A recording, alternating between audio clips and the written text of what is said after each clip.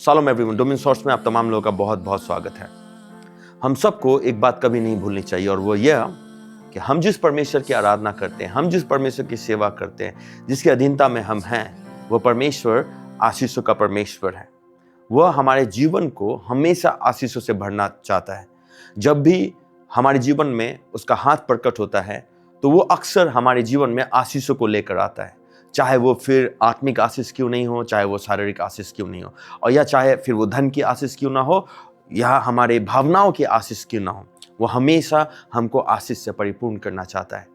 मैं सुबह बस आपको इतना उत्साहित करना चाहता हूँ कि हार ना मानिए, क्योंकि आपका परमेश्वर आपको बुढ़ापे तक आशीष देने का वाचा बांधा है। वह आपको बुढ़ापे तक नहीं छोड़ेगा। जब तक आप इस पृथ्वी पर हो, वह तब तक आपका एक ऐसा परमेश्वर बन के रहेगा जो हमेशा आपको आशीष देता है। परमेश्वर का वचन हमें उत्पत्ति के पुस्तक में यूं कहता है, अब्राहम अब वृद्ध हो गया था और उसकी आयु बहुत थी और यहोवा ने सब बातों में उसको आशीष दी थी। अब्राहम बूढ़ा हो चुका था और तब भी परमेश्वर ने उसको आशीष दी और बहुत आशीष दी। आप एक ऐसे परमेश्वर की सेवा कर रहे हैं, आप एक ऐसे परमेश्वर के अधीनता में हैं जो आपको हमेशा आशीषों से घेरा रहेगा।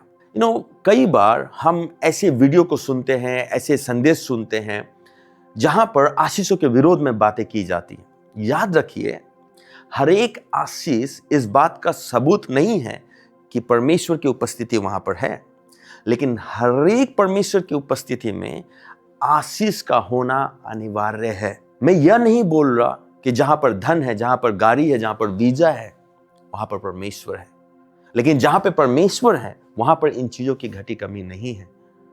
और इसीलिए परमेश्वर चाहता है कि आपका ध्यान सांसारिक बातों की ओर न रहकर परमेश्वर की बातों की ओर रहे। परमेश्वर आपको पहले से ही आशीष देना चाहता है। याद रखें, अब्राहम अपने पूरे जीवन भर परमेश्वर के पीछे पीछे चला, जिसके कारण अब्राहम आशीषित रहा।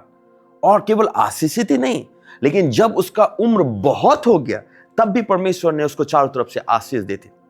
मैं सुबह बस आपको इतना उत्साहित करना चाहता हूं कि आप जिस परमेश्वर की आराधना करते हैं, आप जिस परमेश्वर का सम्मान करते हैं, वो परमेश्वर आशीषों का परमेश्वर है। वो परमेश्वर आपको आशीष देना चाहता है और वह आपको यूं ही नहीं छोड़ता है।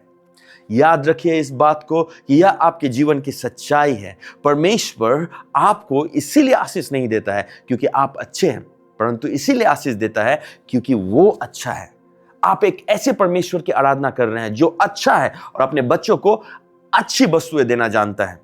आप परमेश्वर के पीछे चल रहे हैं, एक ऐसा परमेश्वर जो स्वर्ग का परमेश्वर है, जो राजा है, जो सारे स्वर्ग में अपना प्रभुत्व रखता है, इस पृथ्वी पर प्रभुत्व रखता है। वह आपको आशीष देना चाहता है। भले ही आप अपने जीवन में उतार चढ़ाव क्यों ना देखें, भले ही आप अपने जीवन में घटी कमी क्यों ना देखें, एक बात कभी ना भूलें अपने जीवन में, वह आपको आशीष देना चाहता है। जैसे उसने अब्राहम को आशीष दिया, वैसे वह आपको आशीष देना चाहता है। इस सुबह सवाल ये है, क्या आप इस सच्चाई पर विश्वास करते हैं? क्योंकि जिस दिन आप इस सच्चाई पर भरोसा करने लगोगे, आप उसके हाथ को अपने ऊपर प्रकट होते देखोगे।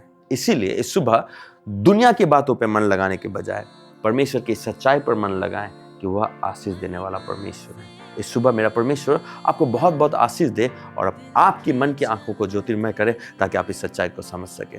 Bless you all.